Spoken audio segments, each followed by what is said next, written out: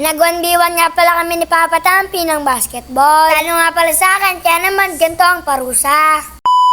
Ngayong araw nga pala, naisipan namin ni Papa Tampi na mag-basketball. Kaya naman, kinuha ko na nga pala dito yung bola sa labas. For today's video nga pala mga kadunday video, papakitaan ko kayo mag-basketball.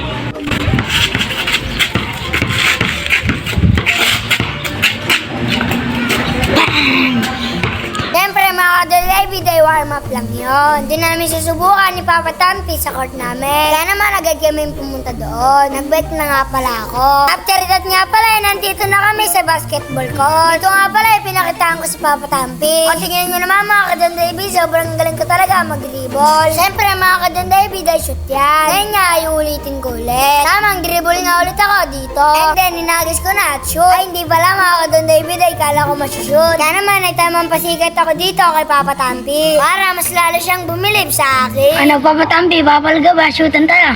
Tara! Ay mga katampi, lalabanan ko to. Mayabang si Don David eh. Labanan natin to ng shooter guys ha. Dito nga pala, inamo si Papa Tampi na shootan. Pumalag, kaya naman papalag din ako. O kaya mga kadon David, napashoot ko siya. Kaya naman sa akin ulit ang bola. Sunod ko na nga pala ito at kala ko ay masushoot. Kaya naman bigla itong sumala. Papa Tampi na nga pala, susunod na titira. Sa una niya nga palang pagagi sa hindi sumot ito. Tara, Papa Tampi, mag-iwan tayo. Sige! Tara. Kala, maganda na nga pala ang laban. Kaya naman, iyaya ko nga pala siya ng 1v1. Ito nga pala, inarangan ako ni Papa Tampi, pero hindi niya ako kakayanin. Ay nga pala, nastilan ko at muntikan na nga pala siyang madulas. O diba mga kadon David, ay nakita ko yan at nashoot ko. Kaya naman, tamang agaw nga pala dito si Papa Tampi.